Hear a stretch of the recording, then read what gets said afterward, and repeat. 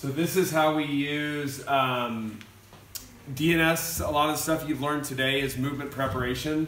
So this is right before the guy is about to come into the game. Tohle je to, co používáme z toho DNS před tou hrou. Jako rozcvičku. Tady můžete vidět.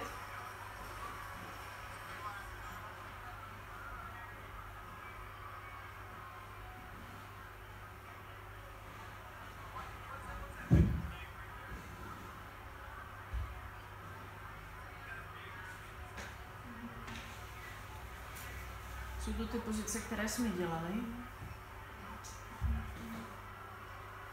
So instead of stretching, I've talked them into going through a little DNS routine before they start to pitch.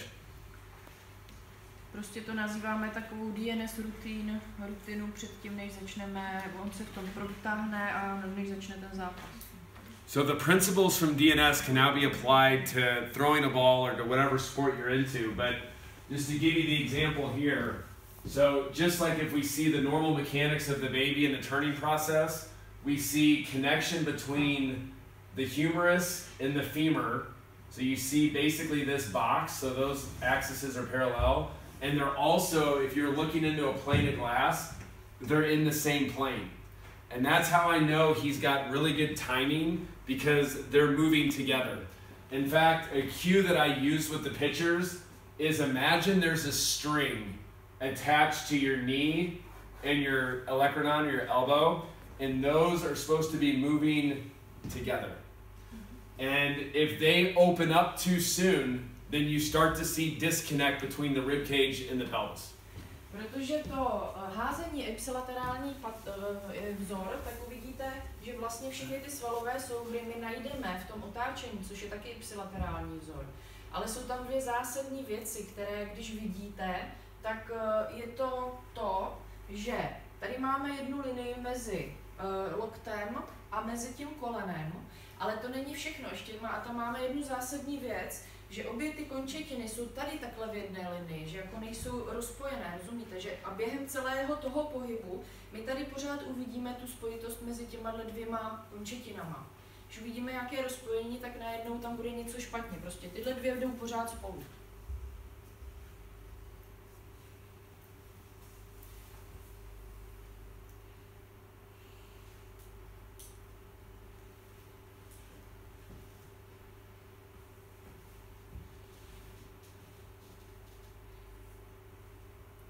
Okay, so to initiate the throw in baseball. To znamená ta počáteční fáze, iniciační. So this we call the wind up. So from the beginning here, even when he flexes his hip, this guy, he's one of the best in baseball as far as throwing hard. His name's Chapman, you might know who he is. So this is the greatest stride length that we've ever seen in baseball. So the DNS principles actually really apply here also. You can see how he keeps himself in a perfect position as he flexes his hip. What I see with almost every other person is when they're here and they go to initiate the throw, they bring their body down to their legs. So you see this. And what that does then I can't use the multipennate glute muscle to accelerate me toward home plate. Now I have to use more like TFL, or the muscles on the anterior of my hip. So even this part of having the right pressure here, and then initiating the hip flexion like this and keeping the barrel, makes a big difference on how good your stride can be coming out. Když se vezmeme tu počáteční fázi, tady vidíte toho jednoho z těch nejlepších hráčů, kterým jsme si povídali. Je to hráč, který má úplně nejdelší vlastně rozsah toho kroku, je ze všech těch hráčů, to vidíme tady na tom obrázku. Tak když se na něj podíváte a vidíte, že v té iniciační fázi on jde vlastně do té flexe, tak on je úplně perfektně napřímený v té bederní páteři. U mnoha jiných hráčů v téhle počáteční fázi uvidíte, že se vám budou kyfotizovat v té bederní páteři a vlastně už ta iniciační fáze nebude dobrá pozice, ale ten to dokáže, podívejte, kam až on dokáže udělat vlastně izolovaný pohyb flexe dolní končetiny za toho parametru, že pořád je napřímený v té bederní páteři. So then, just like you've been taught in DNS, we use the hip flexion test as our first spot for them to be able to feel like what it should feel like to have the right intra-abdominal pressure is they initiate hip flexion. And if you think about the goal in sports or life a lot of times is to be able to disassociate our hip joints from our pelvis or disassociate our femur from our pelvis. To znamená, když chci trénovat vlastně a vyšetřovat tady tu iniciační fázi, udělám si test flexe v kyčli, můžu to použít jako terapii a vlastně tam zaktivuju to zvednutí té flexe za stabilizaci. So then coming out of the glove, where we've had so many guys destroy their UCLs is as they come out of the glove, they go like this. So they completely decentrate the shoulder. So I'll show you. Pak máme druhou fázi, kde hodně těch hochů si zničí lokty, když chodí tady do toho M-ka, do toho tvaru M. To je špatně. So in the 1990s, mid-1990s, somebody started promoting and teaching this. So now we had the whole group of kids who would be about my age who think they throw harder by coming out of the glove and doing this instead of coming out of the glove and doing what I'd rather see, which is more, he's still more adducted in his scapula than I would like, but you get the point. This is complete decentration. This guy would have been an amazing pitcher, but he had UCL surgery, all kinds of shoulder problems, because what's about to happen, he may not have the best mechanics, but he is the top 100 in the world at being able to activate this sling. The problem though is he's about to activate this sling with his arm in this position here. So this is one of the most powerful movements in all of sports. So he's going to unload this sling, and now the arm is going to have to go through all of this distortion basically, or decentration. Versus him, he's going to unload this anterior oblique sling with all his joints in a centrated position. So basically, he's throwing with his slings, not at the end range of his ligaments and labrums and whatever the other soft tissues are. Když jsem byl malý, tak velká skupina dětí se trénovala do té techniky toho písmene M, ale já si myslím, že je to špatná technika, protože ty ramena máte v decentraci. Lepší technika je, když se těma rukama jde do toho Včka, protože když jste viděli ten první obrázek, on byl sice velmi dobrý jakoby nadhazovač a dokázal ten řetězec vlastně aktivovat, dokázal celý ten řetězec aktivovat, vidíte, že ta noha je tady pěkně, jo? Ale měl strašně daleko tady z té decentrované pozice k tomu, aby překlopil tu ruku a hodil. To znamená, že tadyhle si způsoboval prostě zranění, vycházel z decentrace, ale když se dostanete tady do té polohy Včka, i když se mu nelíbí, že tady je to trošičku addukovaný, ale je to docela dobrý, jo, tak když se vychází z toho Včka, tak má lepší, vlastně rychlejší náběh do toho nápřehu v té centrace. So here's the best, one of the best I've ever seen. So see rib cage over pelvis perfectly. And then because this is so good, actually at the end of his cocking phase of throwing, if his shirt was off, his shoulder blade would actually still be in a relatively neutral position versus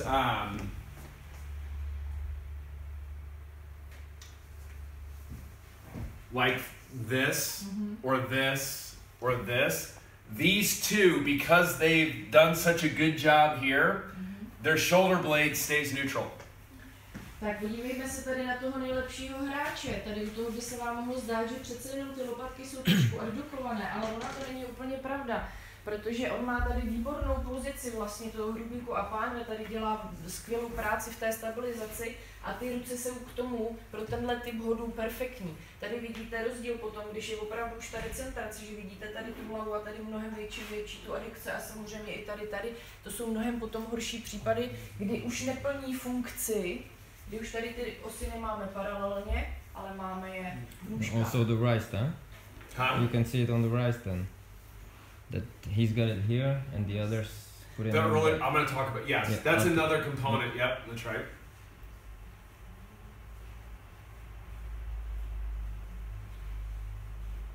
So these are all bad, and tohle je všechno špatně. I love picking on your Cubs here. I know. So This is Mark Pryor and Kerry Wood. They were supposed to be our Ronaldos, but for baseball. Oni tyhle jsou prostě jedni z nejlepších, něco jako Ronaldo pro fotbal. But because of their mechanics, they were... Ale ta mechanika prostě není dobrá, biomechanika. What's really sad for me is it's as simple as the way they were taught. Like they could have both had Hall of Fame careers if at the right time we just showed them different mechanics. Jo, oni oba měli perfektní kariéru, ale prostě s touhletou mechanikou. And then, so for baseball, when we go to activate this sling for throwing, this is what I was talking about, having the arm in the right position. So you can see his forearm is perpendicular to the ground. To znamená, teď vám řeknu jednu důležitou věc. Když on zaktivuje tady ten svalový řetězec, důležité je, aby ta forearm, což je předloktí, tady ta část, směřovala kolmo neboli vertikálně k zemi. Versus here, so he's, and when this should happen is when the front foot hits the ground. So once this is initiated contact, we want to see the forearm in that position. You can see here, he's still really flat. What does this tell us? Complete timing error. So his timing is now off. To znamená, že okamžitě, jak udeří, jak se vznikne tady opora na té noze, tak já okamžitě potřebuju vidět, že tady ta část toho předloktí je v té vertikální poloze. Ale vidíte tady u toho hráče, že on už se dotýká, ale vlastně ta ruka je pořád tady dole. To znamená, že on má absolutně poruchu toho timingu, nemá ty segmenty správně v čase. And what's really neat for me is this research was done in 1973, and it's basically just confirming everything we know because of BNS, essentially. Yes. So failure of the throwing arm to arrive in the vertical position before the trunk begins to rotate has been postulated to cause excessive forces in the arm. To DNS nám to prostě může krásně vysvětlit. So what happens is they start to initiate their rotation before they've created their support. And when that happens, you now lose the whole elasticity of the sling. I used the same example for golf yesterday. So as you take the club back, before I start my downswing, I now have to start to initiate this contact. Now I can rotate. What happens in sports, people start to initiate their rotation before they've established support, and now you lose all the benefit of elasticity of these slings. Can we say something about betting? No. Betting in baseball? Batting, same thing. I mean, because they're still fighting. Where is the in a moment the hit? In batting, you got to go backward to go forward first. So you're gonna take your weight and you're gonna shift your weight from here to here. But it's the exact same thing. As the pitch is coming in, I'm gonna do this, and then as I shift my weight, now I rotate and my rib cage and pelvis move together. If I start to do this before I've completely created really good support, then you lose all the power for rotational sports. Same thing.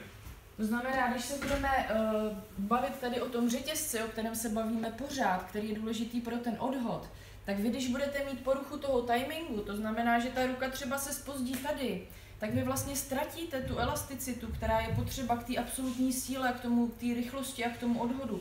To znamená, že když on bude mít tu plochou ruku, tak ztratí to, že tady celý to napne. Jo? Takže porucha toho timingu, postury, každé této části toho segmentu nám ztrácí i ten dobrý hod. A je to stejný vlastně u všeho, je to stejný u toho golfu, je to stejný i u toho odpalu. Jakmile my zatížíme tu nohu, v tu chvíli se nám celý tady to načte a my můžeme v tu chvíli té opory využít toho stretche a všechno do toho pustit. And then one of the final things, and we can wrap it up, is they also think that they can throw harder by turning their wrist and doing this. And you can even feel in your own shoulder, if you do this and go like that, it decentrates the whole upper extremity. So just that simple move, now same thing, they're gonna unload this sling and it creates problems in the whole upper extremity. So we have elbow and shoulder problems also because of they were taught as they were kids to show the ball that way. We'd rather see the ball and the wrist stay in centration, facing third base. Yeah, third base. Third base. And so this would be, these are good, really longevity pictures. So you see facing third base here.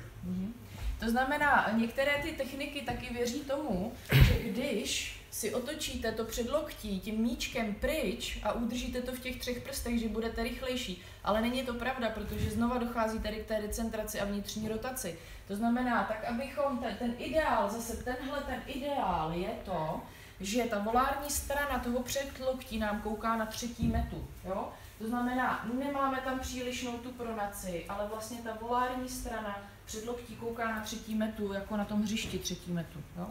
And then Dizzy Dean, who this would have been in the 1930s, I love his mechanics. His mechanics are really good. But every day at the stadium, I go get a coffee just for a break, and he's got a statue outside, and I noticed on his statue, he's got early pronation that I've never seen before. So it wasn't as good as I thought. I picked it up on his statue. Prostě to je takový trošku vtip. Já jsem vždycky uznávala, strašně se mi líbil tenhle ten hráč, ale tady vidíte, že je to v pořádku, jo. Ale pak jsem celou dobu chodil tady kolem té sochy a viděl jsem tady tu předčasnou pronaci, která tam nemá co dělat, a tak jsem si říkal, tak možná, že to nebylo úplně tak ideální. And then this is just more stuff that I just said, but the research on it. So rotation of the trunk ideally occurs after the planting of the lead foot in this phase of throwing motion. Early trunk rotation dissipates some of the potential energy. Early trunk rotation loses the ability to get the stretch in the rubber band. So what's really good for me is I have all of this to back up, and it's everything we've all been taught in DNS. It all comes together. It's perfect. V té biomechanice oni zjistili zase stejnou věc, že když začnete předčasně točit ten trup a nebudete zase tam mít ten stretch a nepustíte to všechno najednou, takže ztratíte tu sílu. And this is a specific question that you had yesterday. I'll just answer it now. On tady máme jednu specifickou otázku, kterou se někdo včera ptal, já ji odpovím. We also call hyperabduction syndromes. I think you asked if they get too far back here. So we call this getting stuck in the backyard.